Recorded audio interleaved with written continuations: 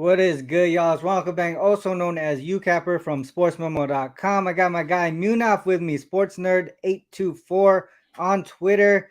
Man, it was Christmas yesterday. Obviously, I had a on the premium side, like the client stuff. I actually went 0-3, which I didn't. Obviously, I'm not gonna like especially on a holiday. But hopefully, we bounce back here. How was your holiday yesterday?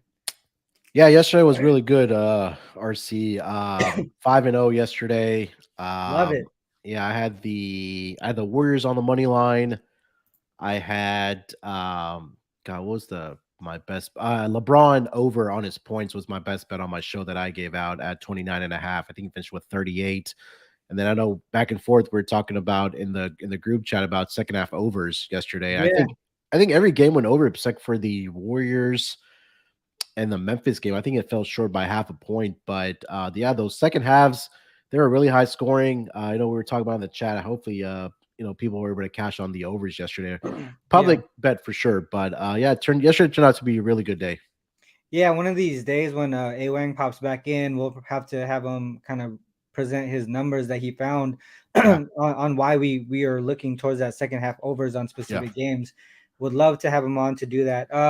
Yeah, with that said, man, I could have went 1-2. One of the games that I had the under in went into overtime, but even then it would have been a losing day. Hopefully, I got 4 games on the board right now.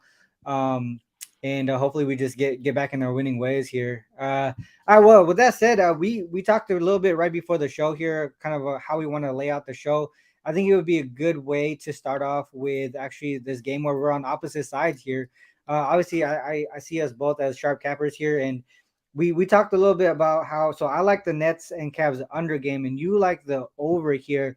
And what I want to do is kind of like show the viewers here that we can agree to disagree and have Yeah. different angles. And one thing that we always want to know to do is actually learn from these types of games here.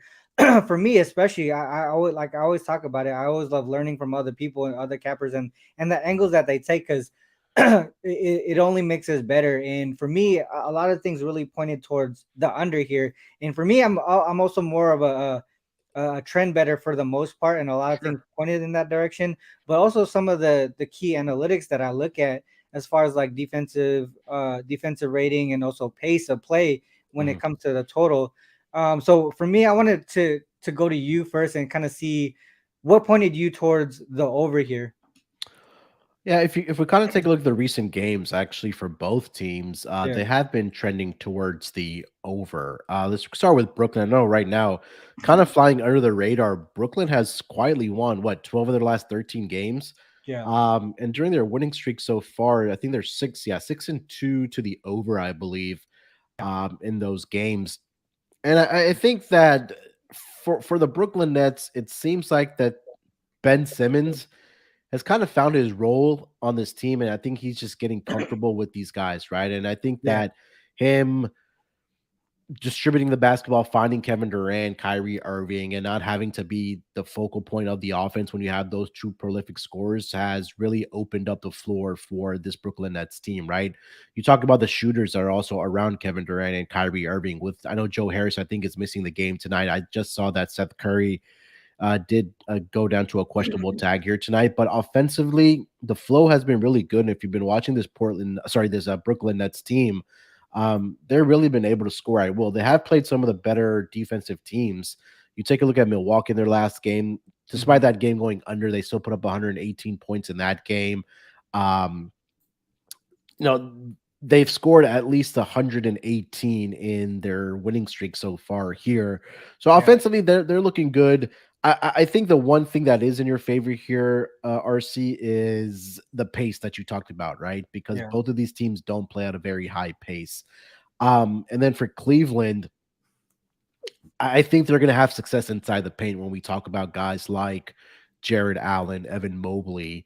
Yeah. For those guys to be able to get to the paint and put some easy baskets, I feel like this might be a game, despite the numbers saying that they're not very not teams that get a lot of possessions or pace. But I think at least in the first half, I think we'll see pace.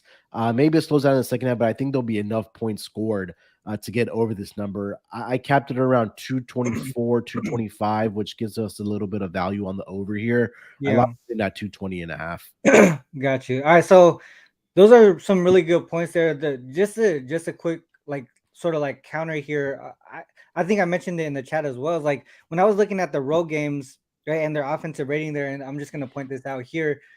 Uh, I looked at the last 10 games and then the road games within that. So there was 4 road games in the spot for the Nets. They're number 1 in offensive rating. So I mean, I could see why you would look towards the over. But when I go back to the matchups here and I look at who they faced, I mean, to me, they weren't like crazy defensive minded teams. I Right. mean, even the Raptors here on the at home, they've been struggling in that sense for in most recent games. Mhm. And then I see the Pacers here and the Pistons, who are obviously higher fast paced teams, and really not that great defensively. So I would have thought like maybe there's a little bit of misleading numbers on the offensive side of the ball there, but the eye test, obviously, you got Kyrie and KD being Yeah. obviously the great perimeter offensive players, especially in mid range, and that's gonna for me, the mid range, I feel like they should still get affected by the length of Cleveland for the Sure. most part, right? With Mobley and Jared Allen there. The other things too. So I was looking at some. I mentioned earlier the trends aspect of it. A lot of things pointed to the under, and so one that I want to bring up here. This is the last game of a road trip. Last game of a homestand for the Cavs, and we already know that the Cavs do well at home, right? 16-3 straight up, 12-5, 12-5-2 ATS, right? But if we go and say, all right, well, they're on the homestand and their next game is on the road, they're 5-0 and 5-0 straight up, 4-0-1 ATS, 4-1 to the under. Mhm. And you can see that they kind of want to close out that. For me, the logic is they want to close out that homestand on a good note, and also they're coming off of a loss, right?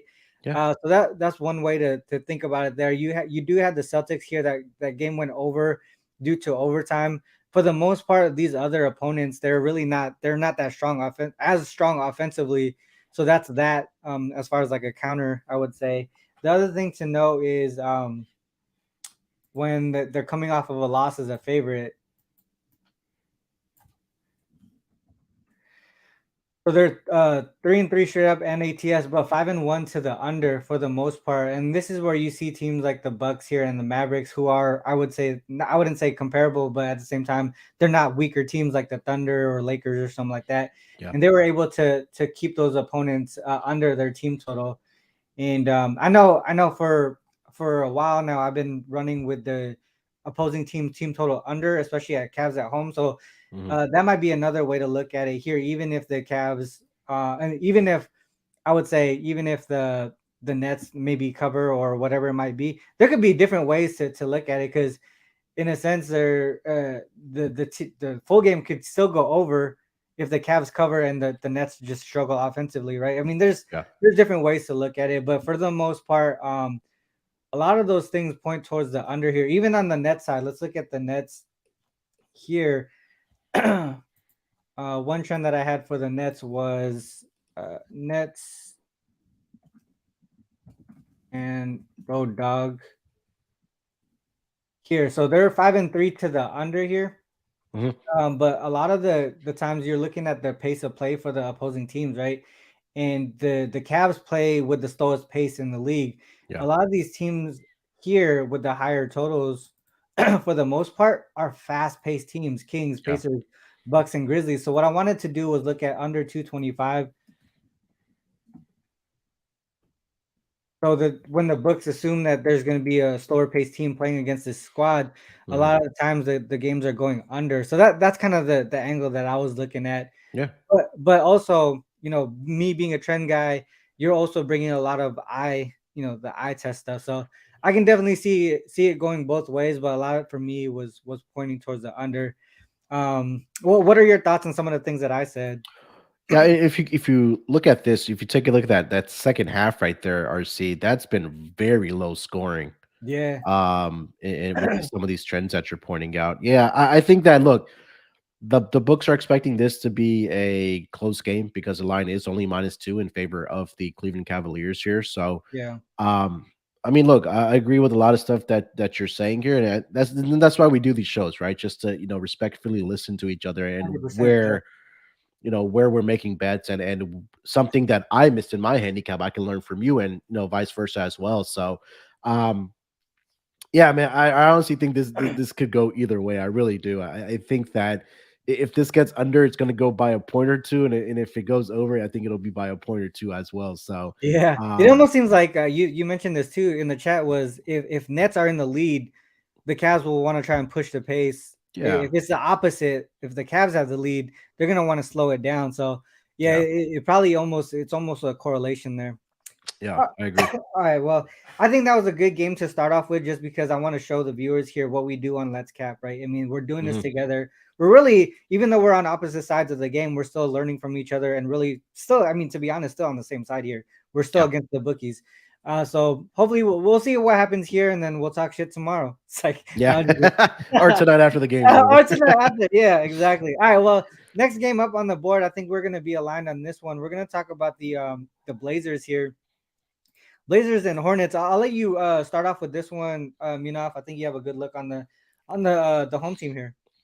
Yeah, the Blazers. I know they struggled a little bit against the Oklahoma City Thunder when they held these two games in OKC, but Portland at home has been a different animal, right? And if you kind of take a look at some of their ATS numbers so far this season, Mhm. they are 20-13 overall against the spread, 8-5 at home against the spread, just 4-4 as favorites. But it's more so, I think, RC, that the Charlotte defense, it's not very good. I mean, I think Yeah.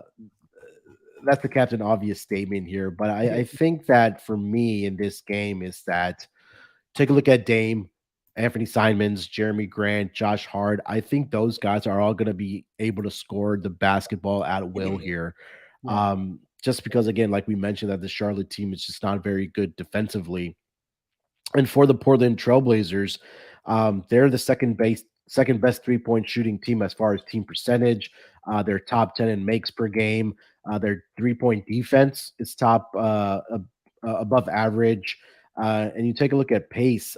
Portland is one of the slower paced teams in the league, where Charlotte is at number 4. But I think in a half court game, if Portland is going to dictate the pace here, I have more faith in their half court offense versus Charlotte, because again, with LaMelo Ball being back, we talked about this a lot, not only on my pod, but also in the chat as well, is that when LaMelo Ball is in, this defense takes a significant dip as far as his defensive efficiency. And Hmm. I think it might be tricky as well. We were trying to look this up, that if Charlotte did stay on the West Coast, or whether they traveled back and they're traveling back again to Portland, that could be a tricky situation. And I think we also talked about how we like backing home teams after Christmas, whether it's been teams that are, traveling after Christmas, they spend time with families and things like Hmm. that.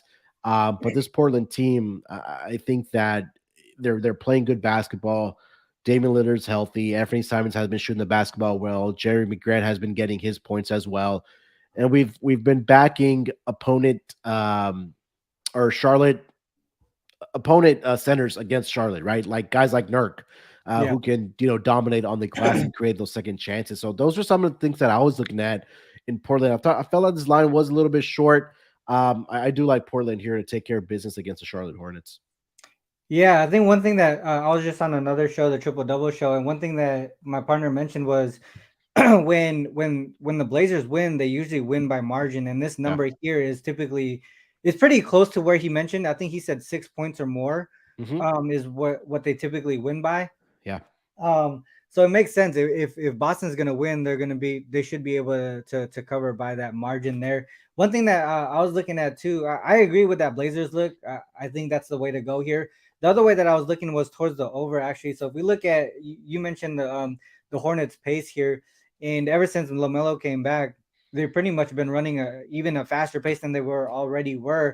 which I believe they were like top 10 in pace or top upper half of the league in pace before LaMelo came back. Now Hmm. they're already like in the top 10 at some Yeah. point. So, and then the other thing too is just defensively, they're just not that great defensive. So if I look at the last 10 games here, and I believe Melo's only been back for 6 of them. They're already dead last in the league in defensive rating here. While you look at towards the Blazers side, they're third in offensive rating. So I feel like this is a spot here where the Blazers are really just going to run and push the pace and kind of score at will here, and then the Hornets are going to have to keep up. So sort of like your angle on that Nets game, right? If one team's going to be up by the other team's going to have to push the pace, and they already run a quick pace. So I don't think the Blazers, even though they're at 98.6 in pace last 10 games, I don't think they're going to have a problem running with these guys. They have the roster to be able to do it. They just don't do it by choice. So here in the in a game where they feel like they're just going to be able to have fun, run, and score, I feel like that's a spot here where they're just going to be comfortable running that pace. But I think I'll bring up some trends here that backs the Blazers. First, Trailblazers, and then we look at how they do with two when they're rested. Yeah. So when they have two or more days of rest, they're 3-1. Sorry, is that right? Okay, sorry. So they're 3-1 ATS when they have 2 or more days of rest. But if their opponent is also rested, I feel like they're 5-1 ATS. Yeah. This is that thing that we talked about in a previous show, is where you see an angle on the opposite side that should benefit them. They kind of move the line a little bit more than they need to. And I think this is one of those spots here. I mean, I think Hornets, they're just not a good defensive team at all. But because they're rested, they give them a little bit of value there. Obviously, the Blazers are rested as well, and that we already looked at them, and they're 3-1 ATS. So I think there's just some things here where I feel like the number just might be a little bit too short here. And like my partner Matt mentioned, the 6 number is kind of key here. I feel like if it gets to 6, it might be one where we kind of maybe stay away. It might be tight. It might be one of those tight games here where the Blazers dominate the first half of the game, and then all of a sudden they kind of let go of the second half, and then the Hornets pick up some momentum and cover that back door. But for the most part, if we look at the over here, and mainly on the Hornet side, versus teams. So when we look at the Hornets against teams that are rested as well, you can see that they pick up the pace, and this is a high total here. But you're seeing that it's almost at the 240 mark. 237.5 is the total, so it's pretty tight. But if we look at the games where we look at a higher total, so let's just say over 230. For comparable pace and teams. That gets up to 252, right? So I mean that's the way that I could look for the most part. This is an overtime game, but this went over in regulation. So that's the way that I would actually look towards the over more so than the side, but I would not be on the Hornets side at all. What is your thoughts on the total there? Yeah, I want to point out that we talked a lot about LaMelo Ball when how the defense falls off, right? So this season, 24 games without LaMelo Ball in the lineup, the Charlotte Hornets have a defensive rating of 114.3. Now, in 9 games with LaMelo Ball in the lineup, the Charlotte Hornets have a defensive rating of 121.3. So those numbers just kind of tell you how bad this defense is with LaMelo Ball in the lineup. And obviously, LaMelo Ball is a guy who likes to push pace as well, right? So I'm in lockstep with you. I don't think that I would I wouldn't be betting the under. I think that I really do like the Blazers team total to go over this game as well. I think this is a game where they're back home, coming off of 3 straight losses. I think that going up against this bad of a defense, that they're going to be able to score at will and then get whatever they want. Exactly. That makes a lot of sense to me. I mean, I can't talk you out the team total either. It's almost like a combo play. If you like the Blazers and the full game over, and you want to just place one bet versus 2, it would be that Blazers team total over. Shout out to the chat there. Thanks Jay for answering that question. Is Nurk in? Nurk is probable, and I believe Hart is probable as well. So they should be in there. Third quarter. I did think Nurk rebound is here tonight as well. RC. No rebounds. Yeah, got you. Yeah, that would be the way that they don't have a lot of length either, so that makes sense.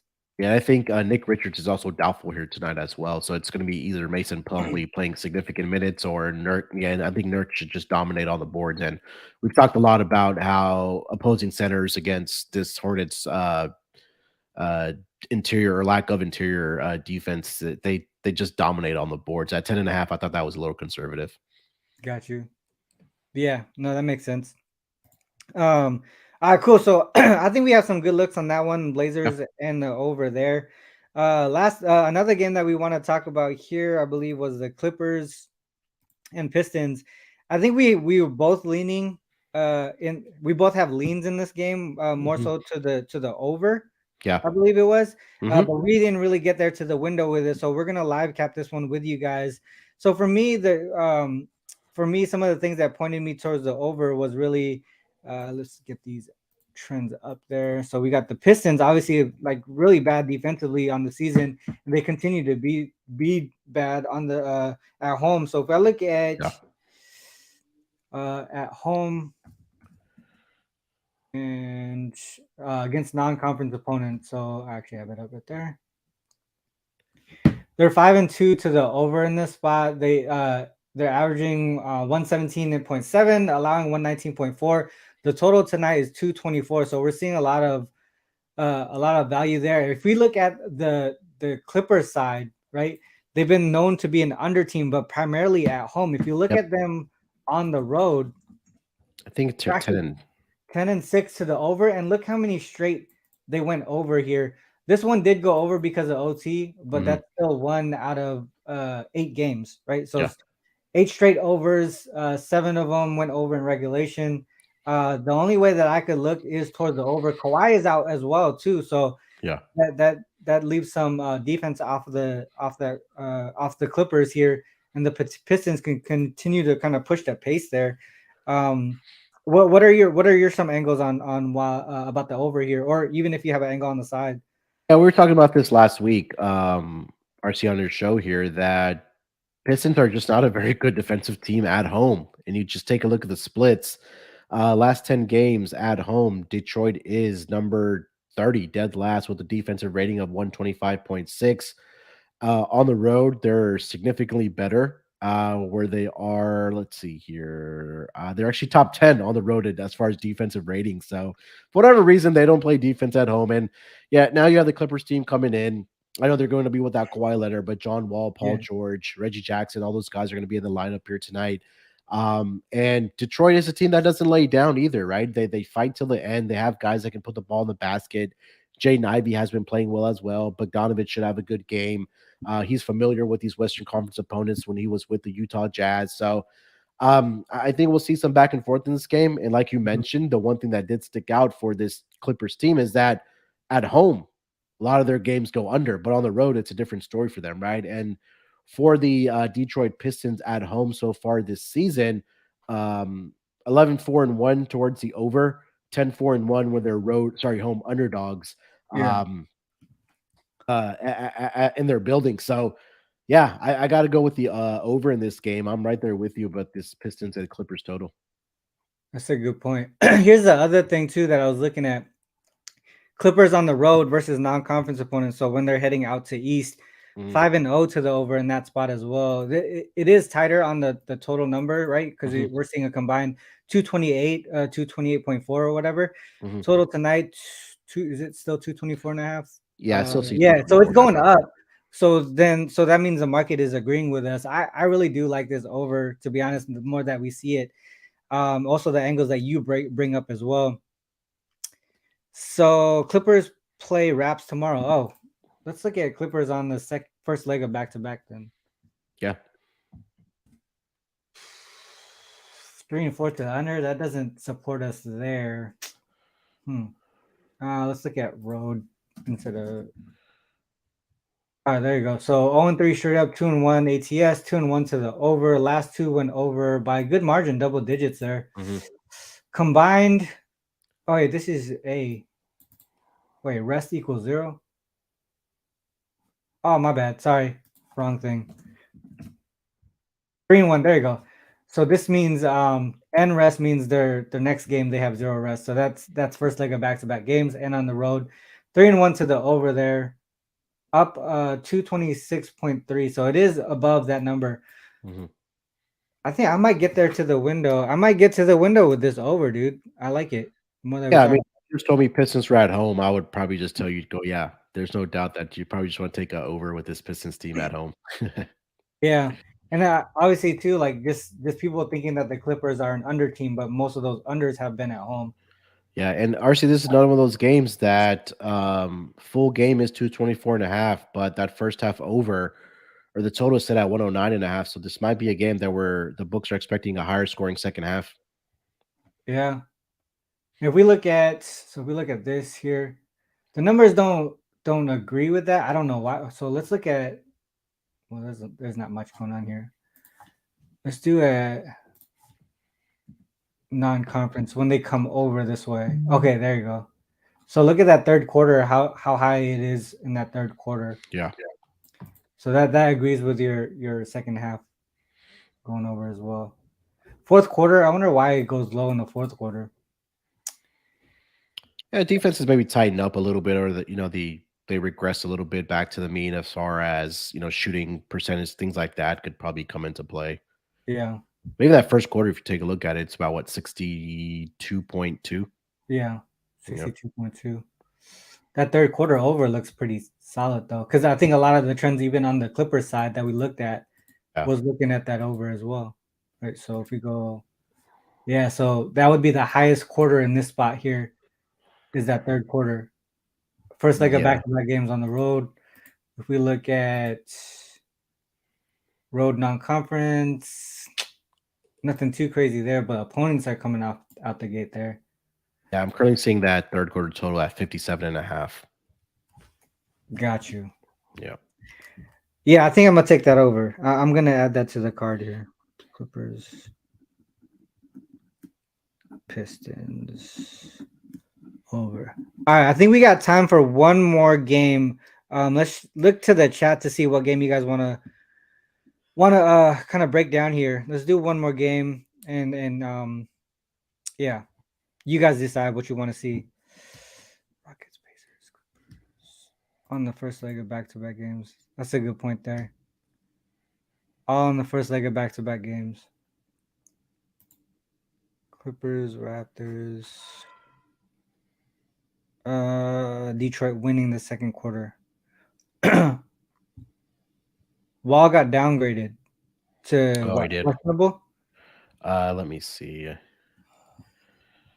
Yeah, because they play but tomorrow. I think somebody pointed that out in the chat, but Yeah. let's see. Yeah, chat. Yeah. Give us a game you guys want to see, and we'll try to break it down here. Yeah, John Wall now questionable with his ankle.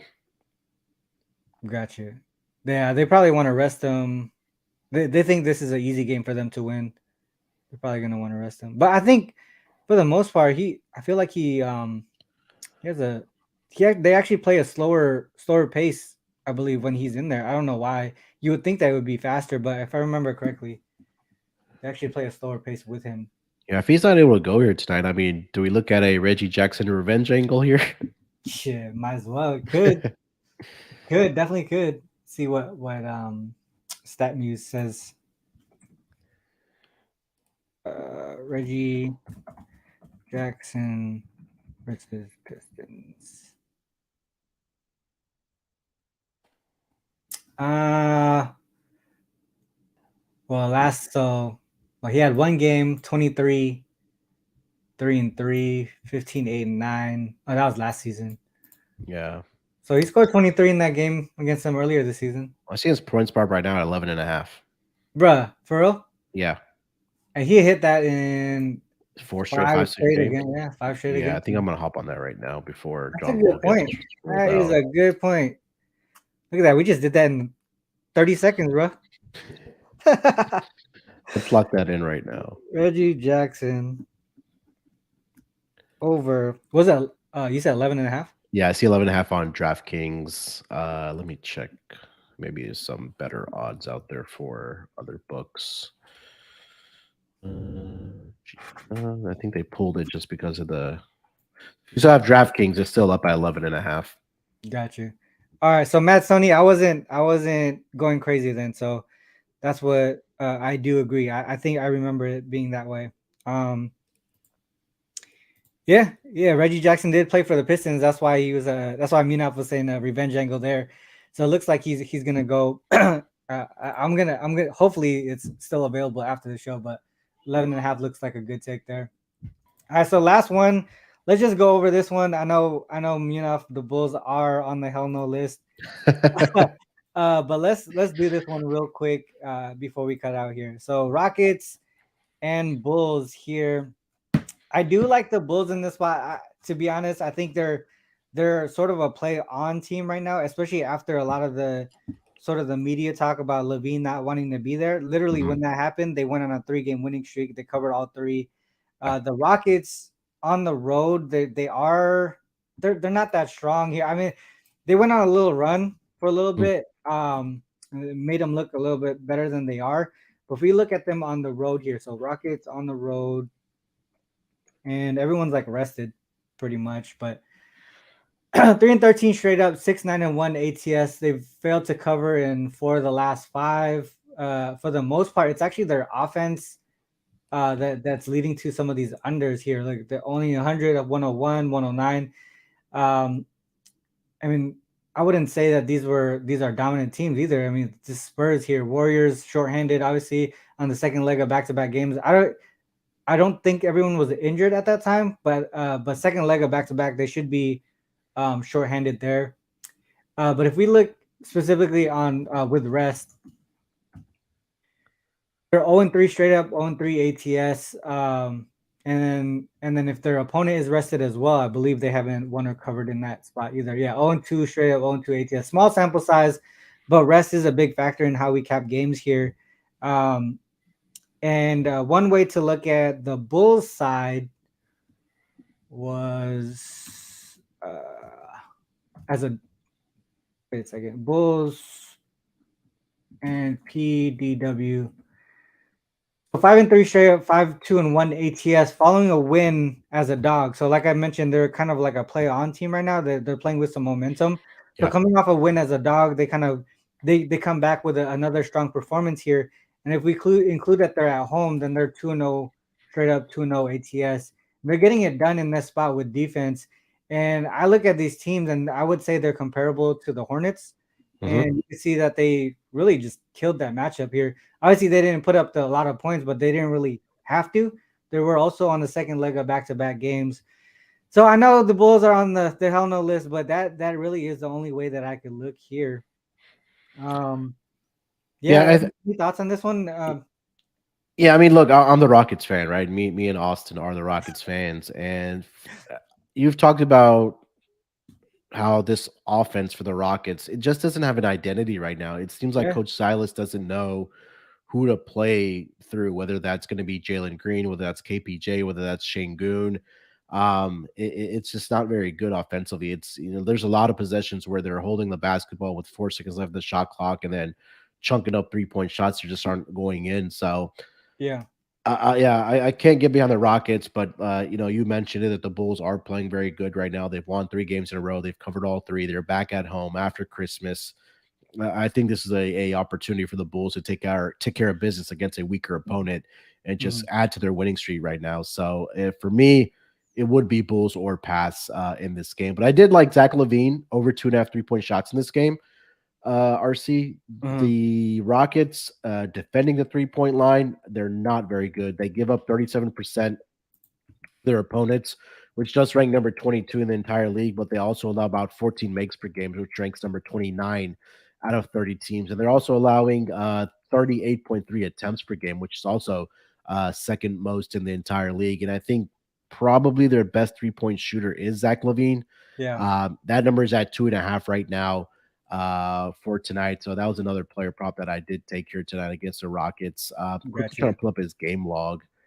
He's hit at least three in 3 straight games against the Rockets.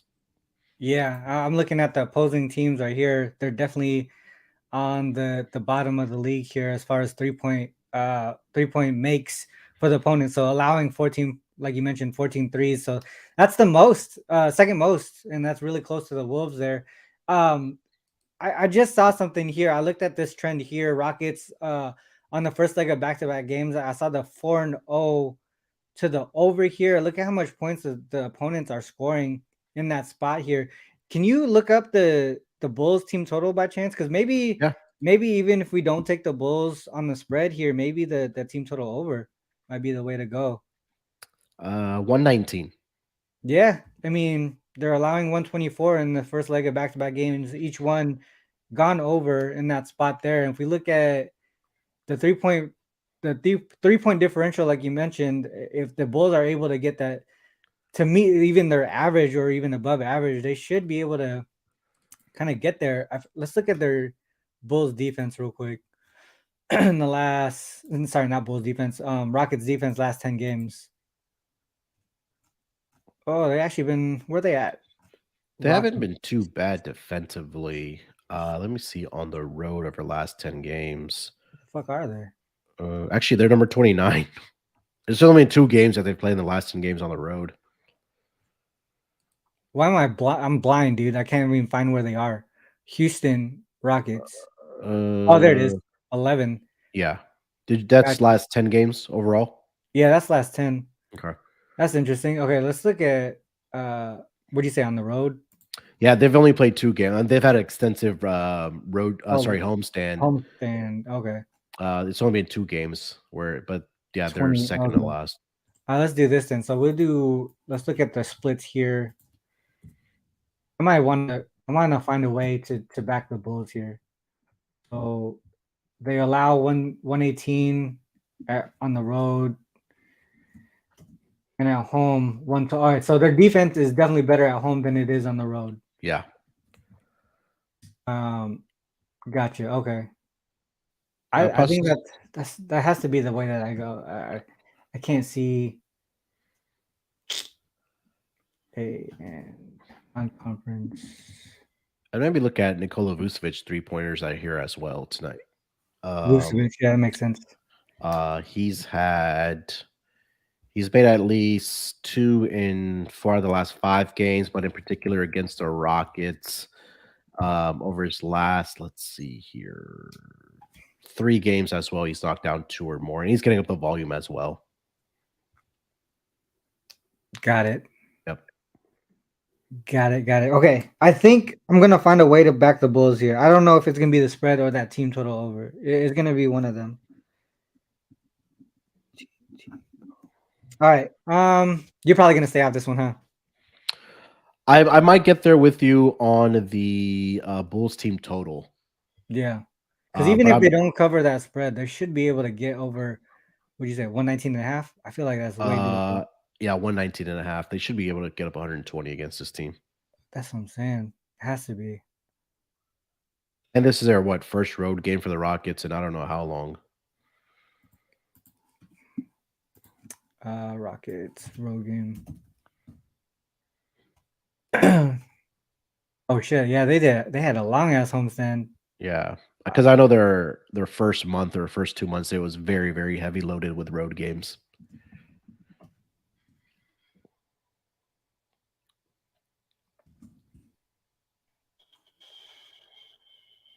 They gave up 129 on that first road game off a homestand. Okay, yeah, I think I'm gonna go with that team total over. I like it. Go 119.5.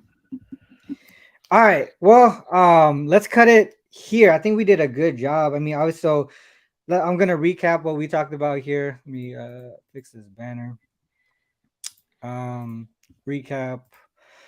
So first, we were on opposite sides of that Nets Cavs game. I think, to be honest, I knew that we were on opposite sides, and I really wanted to talk about it because I want to show the viewers how we look at these games here. I think it's really good to discuss those types of spots. So we're on the opposite sides. I like the under. Munaf likes the over.